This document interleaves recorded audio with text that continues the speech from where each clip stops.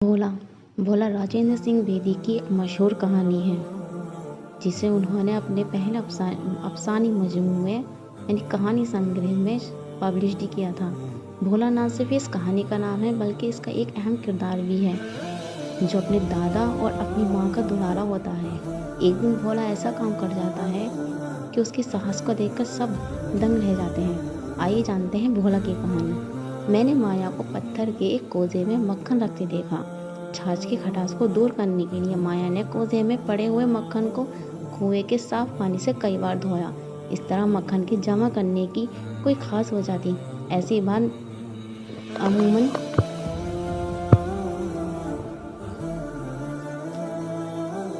माया के किसी अजीज के आने का पता देती थी। हाँ, अब मुझे याद आया, 2 दिन के बाद माया का भाई अपनी बेवा बहन से राखी बंधवाने के लिए आने वाला था।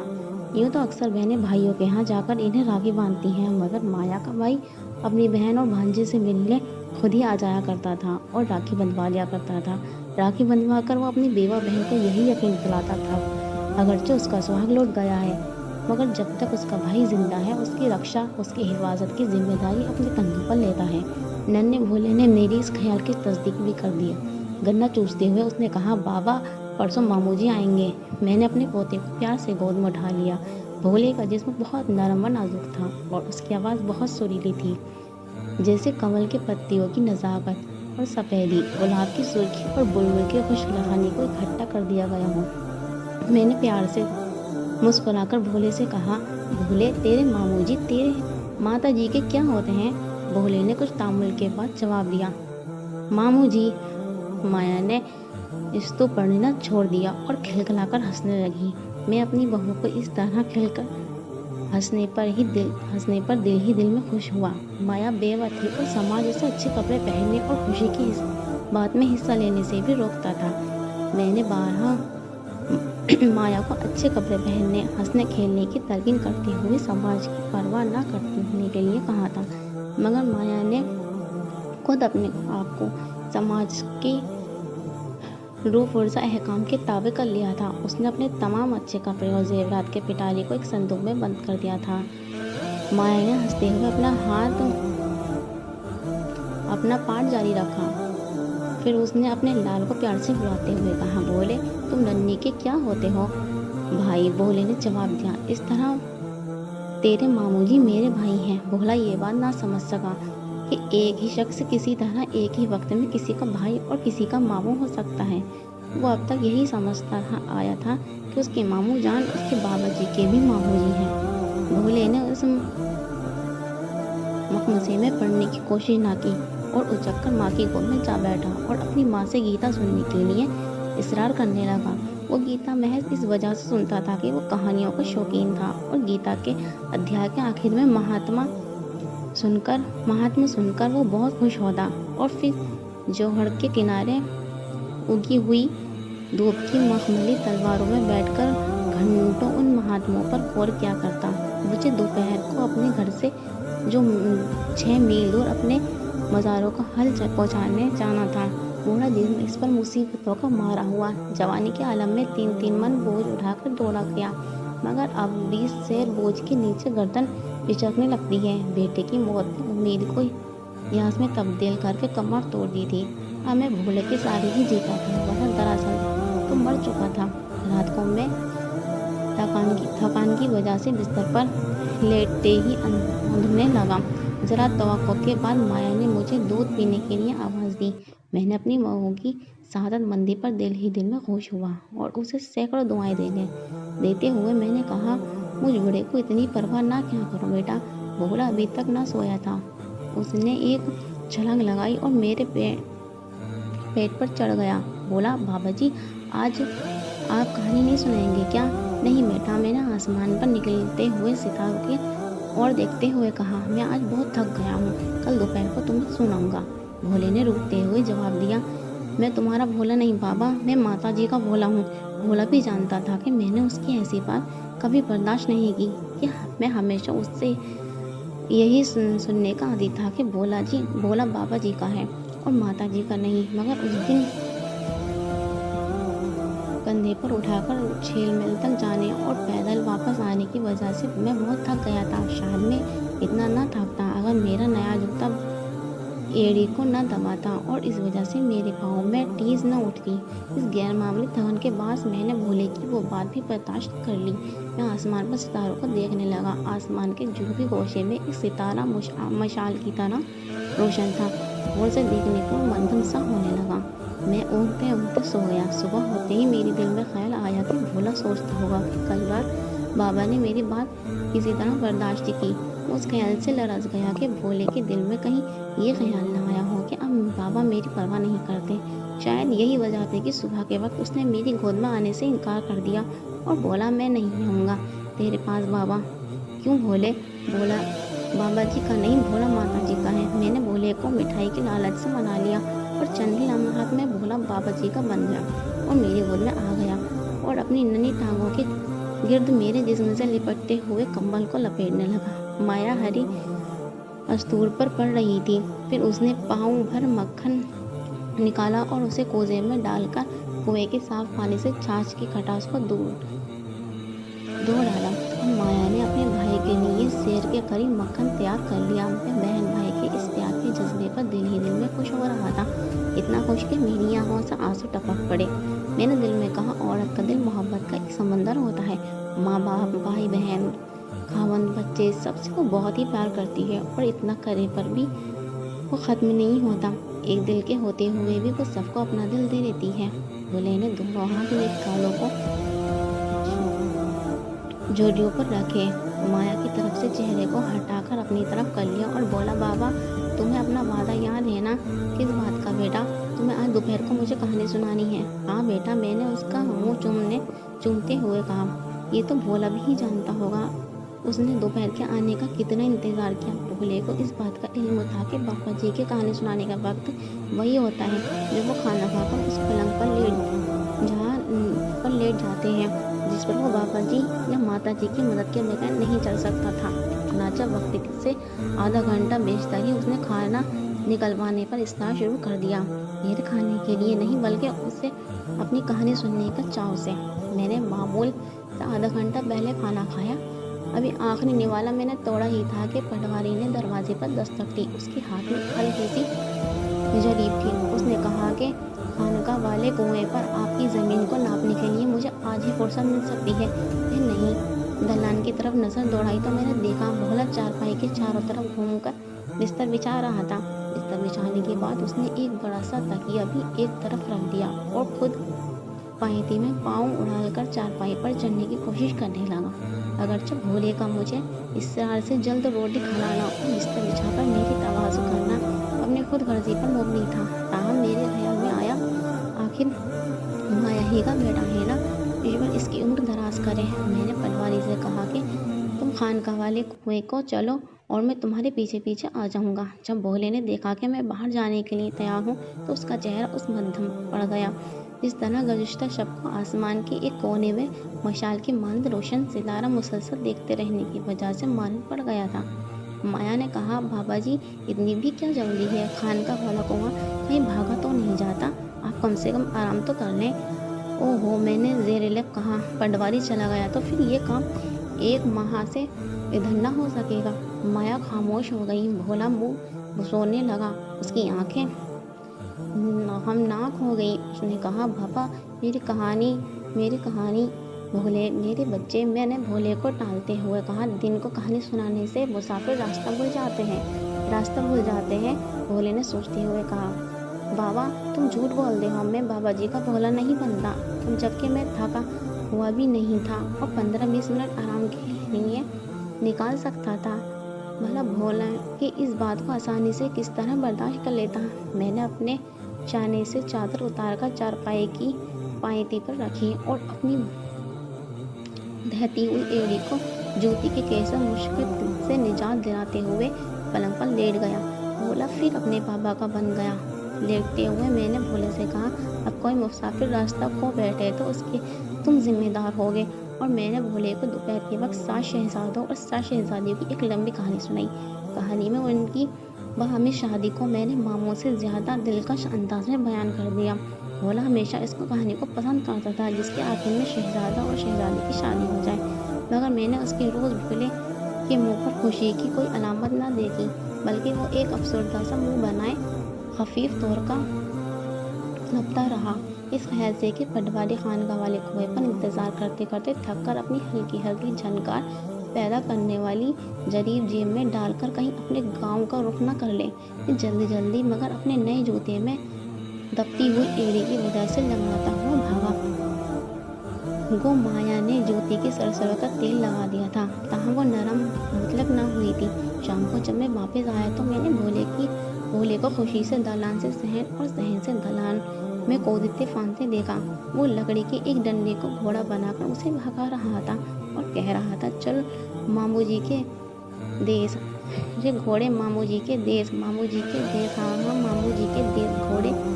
जो ही मैंने दहलीज में कदम रखा, भोले ने अपना गाना शुरू कर दिया और बोला, बाबा आज मामू जी आएंगे ना? फिर क्या होगा भोले? मैंने पूछा। मामू जी आंगन बूढ़ लाएंगे, मामू जी कल्लू कुत्ता लाएंगे, मामू जी के सर पर मक्के की भुट्टों का ढेर होगा ना बाबा? हमारे यहाँ तो मक्की होती है, मक्कई होती है, मक्की होती ही नहीं बाबा। और तो और ऐसी मिठाई लाएंगे जो आपने ख्वाब में भी ना देखी होगी। मैं हैरान था और सोच रहा था कि किसी खूबी से ख्वाब में भी ना देखी होगी कि अल्फाज 7 शहजाद और 7 शहजादियों वाली कहानी के बयान में से उसने याद रखे थे। जीता रहे, मैंने दुआएं देते हुए कहा। बहुत जहीन लड़का होगा और हमारा नाम को रोशन भी करेगा। शाम होते ही भोला दरवाजे में जा बैठा था कि मामू जी की शक्ल देखते ही अंदर की तरफ दौड़े और पहले अपनी माता जी को और फिर मुझे अपने मामू जी के आने की खबर सुनाई। दियों को दिया सलाई दिखाई। जो रात का अंधेरा गहरा होता जाता, दियों की रोशनी ज्यादा हो जाती। मुतरक्राना लहजे में माया ने कहा, पापा जी भैया अभी तक नहीं आए, किसी काम की वजह से ठहर गए होंगे। मुमकिन है कोई ज़रूरी काम आ पड़ा होगा, राखी के रुपए डाक में भेज देंगे। मगर राखी की कहो, उन्हें अब तक तो आ जाना चाहिए था। मैंने भोले को ज़बरदस्ती दरवाजे की दहलीज पर से उठाया। भोले ने अपनी माता से भी ज़्यादा मुतरक्राना लहजे में कहा, माता जी मामू जी क्यों नहीं आए?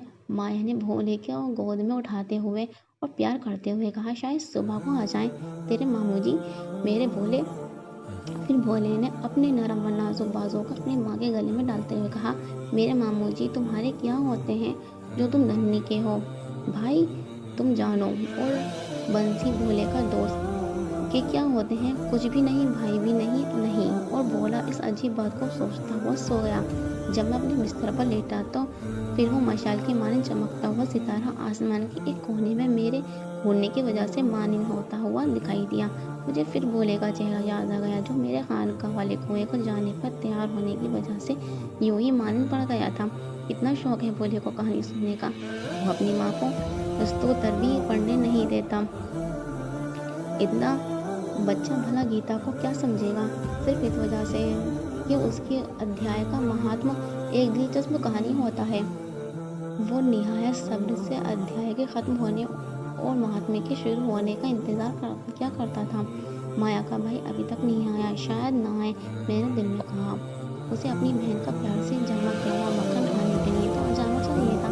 मैं सितारों की तरफ देखते देखते उड़ने लगा। यह गलत वहाँ की माया की आवाज़ आई। आवाज़ से मेरी नींद खुल गई। वो दूध का कटोरा लिए खड़ी थी। मैंने कई बार कहा है तो वजनी इतनी तकलीफ में क्या करो। मैंने कहा दूध पीने के बाद करते शफकत से मेरे आंसू निकल आए। हद से ज़्यादा खुश होकर मैं माया को यही दुआएं दे रखाना कि वो सुहागवती रहे। ऐसा मैंने कहना चाहा, मगर उस ख्याल के आने से कि उसका सुहाग तो बरस हुए लुट गया था, मैंने कुछ न कुछ कहने के अर्ज से अपनी रखत दबाते हुए कहा, बेटी तुम्हें इस सेवा का फल मिले बगैर ना रहेगा। फिर मेरे पहलू में बिछी हुई चारपाई से भोला नन्ही को, जो उसके साथ ही सो रही थी, परी से धकेलते हुए और आंखें मलते हुए उठा। उठते ही उसने कहा, मामू जी अभी तक क्यों नहीं आए? आ जाएंगे बेटा, सो जाओ, सुबह सवेरे आ जाएंगे। अपने बेटी को अपने मामू के लिए इस कदर बेताब देकर माया भी कुछ बेताब सी हो गई। एंड जिस तरह एक शम्मा से दूर से शम्मा रोशन हो जाती है। उस देर के बाद वो भोले को लेटाकर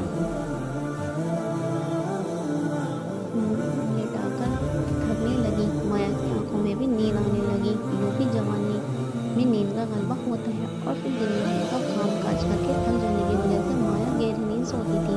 मेरी नींद तो आम लोगों की सी नींद थी, कभी 1 आध घंटे तक सो लेता, फिर 2 घंटे जागता रहता, फिर कुछ देर घूमने लग जाता और बाकी रात शुमारी करने गुजार देता। मैंने माया को सो जाने के लिए कहा और भोले को अपने पास लेटा लिया।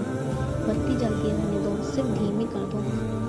मेले की वजह से बहुत चोर चकार इधर उधर घूम रहे थे। मैंने सोई हुई माया से कहा। सबसे बड़ी बात यह थी कि उस दफा मेले पर जो लोग आए थे उनमें ऐसा आदमी भी थे जो कि नन्हे नन्हे बच्चों को अगवा करके ले जाते थे। पड़ोस के एक गांव में एक ऐसी वारदातें हुई थी और इसलिए मैंने भोले को अपने पास लेटा लिया था। मैंने देखा भोला जाग रहा था। उसके बाद मेरी आंख लग गई। थोड़ी देर के बाद जब मेरी आंख खुली तो मैंने बत्ती को दीवार पर न देखा। भोला का हाथ पसारा तो मैंने देखा कि भोला तो बिस्तर पर न था। मैंने अंधों की तरह दर दीवार से टकराते और ठोकरें खाते हुए तमाम चारपाइयों पर देखा। माया को भिजवाया, घर का कोना कोना छान मारा, लेकिन भोला न मिला। माया हम लौट गए। मैंने अपना सर पटकते हुए कहा, माया माती। उसका कलेजा इस तरह शक हुआ कि कोई इससे पूछे अपनी सुहाग लुटने पर इसने इतने बांधना नोचे क्यों, लेकिन उस वक्त मुझे इसका दिल बहला रहा था और वो दीवानों की तरह चीखें मार रही थी। पास पड़ोस की औरतें शोर सुनकर जमा हो गई और भोले की गुमशुदगी की खबर सुनकर रोने पीटने लगी। मैं औरतों से ज्यादा पीट रहा था। आज मैंने एक बाजीगर को अपने घर के अंदर घोरते हुए भी देखा था, मगर मैंने परवाह नहीं की थी। हाँ, वो वक्त कहाँ से हाथ आए। मैंने दुआएं की कि किसी वक्त का दिया काम आ जाए, मिन्नतें मांगी कि भोला मिल जाए। वही घर पर उजाला था, उसी के दम से मैं और माया जीते थे, उसी के आस से हम उड़े फिरते थे। वही हमारी आंखों की बीनाई, वही हमारे जिस्म की तापानाई था। उसके बगैर हम कुछ न थे। मैंने घूमकर देखा, माया बेहोश हो गई थी। उसके हाथ अंदर की तरफ मुड़ गए थे, नसें खींची हुई और आंखें पतराई हुई थी और औरतें उसकी नाक बंद करके एक चमचे से उसके दांत खोलने की कोशिश कर रही थी। मैं सच कहता हूँ, एक लम्हे के लिए मैं भोले को भी भूल गया। मेरे पांव तले की जमीन निकल गई। एक साल भर के 2 बशर जब देखते देखते हाथों से चली जाए तो उस वक्त मेरी क्या कैफियत होती है। मैं नरस्ती हो गई। ईश्वर को बुलाकर दोबारा देखने से बेशतर उसने मेरी ही जान क्यों न ले ली। मगर जिसकी कज़ा आती है उसके सिवा किसी और का बाल तक बाका नहीं होता। करीब था कि मैं भी माया की तरह गिर पड़ूं कि माया होश में आ गई। मुझे पहले से कुछ सहारा मिला। मेरे दिल ने कहा, मैं ही माया को सहारा दे सकता हूँ, और अगर मैं खुद इस तरह हौसला को छोड़ दूँ तो माया किस तरह नहीं बच सकती। मैंने आवाज़ जमा करते हुए कहा, माया बेटी, देखो मुझे यूँ खाना खराब मत करो, हौसला करो। बच्चे अगवा होते हैं मगर आखिर मिल भी जाते हैं। बाजीगर बच्चों को मारने के लिए नहीं ले जाते, पालकर बड़ा करके किसी काम में लाने के लिए ले जाते हैं। बोला, मिल जाएगा।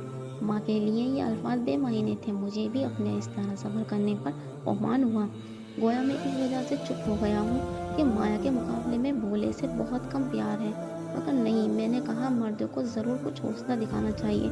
इस वक्त आधी रात इधर की और आधी उधर, जब हमारा पड़ोसी इस हादसे की खबर थाने में पहुंचाने के लिए, जो गांव से 10 कोस दूर शहर में था, रवाना हुआ। बाकी सब हम हाथ मलते हुए सुबह का इंतजार करने लगे ताकि दिन निकले और कुछ सुझाई दे। दफ्तर दरवाज़ा खोला और हमने भोले के मामू को अंदर आते देखा। उसकी गोद में भोला था। उसके सर पर मिठाई की टोकरियाँ और एक हाथ में पत्ती थी। हमें तो गोया तमाम दुनिया की दौलत मिल गई। माया ने भाई को पानी पूछा, न खैरियत, और उसकी गोद से भोले को छीनकर उसे चूमने लगी। तमाम अड़ोस पड़ोस ने मुबारकबाद दी। भोले के मामू ने कहा, मुझे किसी काम की वजह से देर हो गई थी। देर से रवाना होने पर रात के अंधेरे में मैं अपना रास्ता गुम कर बैठा था। यकायक मुझे एक तरफ से रोशनी आती दिखाई दी। मैंने इसकी जानिब बढ़ा। इस खौफनाक तारीखी पर परसपोर से आने वाली सड़क पर भोले को बत्ती पकड़े हुए और कांटों में उलझे हुए देखकर मैं शशंतर रह गया। मैंने उस वक्त उसकी वहाँ होने का सबब पूछा तो उसने जवाब दिया कि बाबा जी ने आज दोपहर के वक्त मुझे कहानी सुनाई थी और कहा था कि दिन के वक्त कहानी सुनाने से मुसाफिर रास्ता भूल जाते हैं। तुम देर तक ना आए तो मैंने यही जाना कि तुम रास्ता भूल गए होगे, और बाबा के कहने पर बाबा ने कहा था कि अगर कोई मुसाफिर रास्ता भूल गया तो तुम जिम्मेदार होगे ना। ये भोला की कहानी पूरी होती है।